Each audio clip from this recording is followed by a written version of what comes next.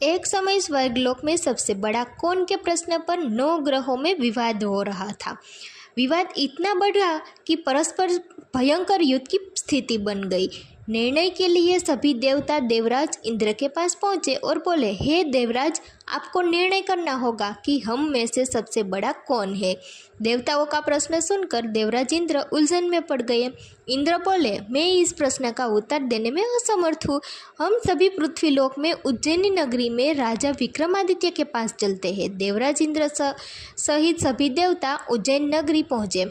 महल में पहुंचकर जब देवताओं ने अपने प्रश्न पूछा तो राजा विक्रमादित्य भी कुछ देर के लिए परेशान हो उठे, क्योंकि सभी देवता अपनी अपनी स्थितियों और शक्तियों के कारण महान थे। किसी को भी छोटा या बड़ा कह देने में उनका क्रोध के प्रकोप से भयंकर हानि पहुंच सकती थी।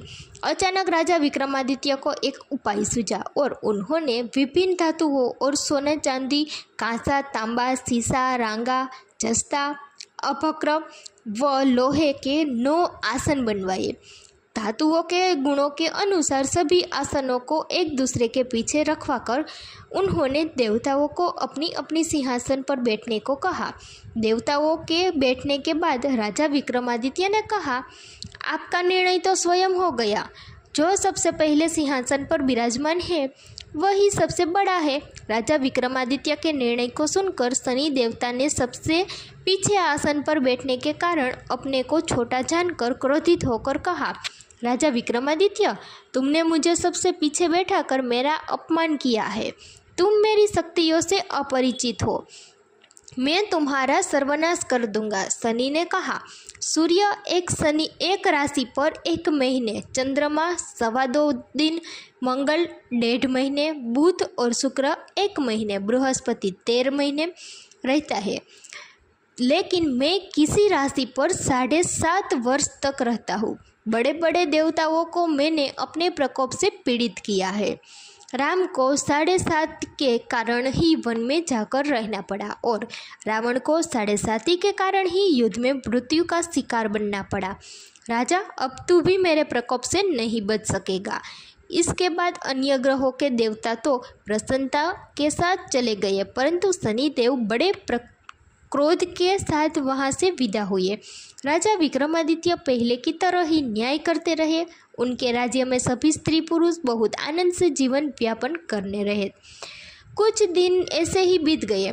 उधर शनि देवता अपने अपमान को भूले नहीं थे। विक्रमादित्य से बदला लेने के लिए एक दिन शनिदेव ने घोड़े के व्यापारी का रूप धारण किया और बहुत से घोड़े के साथ उज्जैन नगरी पहुंचे। राजा विक्रमादित्य ने राज्य में किसी घोड़े के व्यापारी के आने का समाचार सुना तो अपने अश्वपाल को कुछ घोड़े खरीदने के लिए भेजा। घोड़े बहुत कीमती थे। अश्वपाल ने जब वापस लौटकर इस संबंध में बताया तो राजा विक्रमादित्य ने स्वयं आकर एक सुंदर व शक्तिशाली घोड़े को पसंद किया। घोड़े की चाल देखने के लिए राजा उस घोड़े पर सवार हुए तो वह घोड़ा बिजली की गति से दौड़ पड़ा। तेजी से दौड़ता घोड़ा राजा को दूर एक जंगल में ले गया और फिर राजा को वहां गिराकर जंगल में कहीं गायब हो गया। राजा अपने नगर को लौटने के लिए जंगल में भटकने लगे, लेकिन उन्हें लौटने का कोई रास्ता नहीं मिला। उन्हें भूख प्यास तेज लगी थी।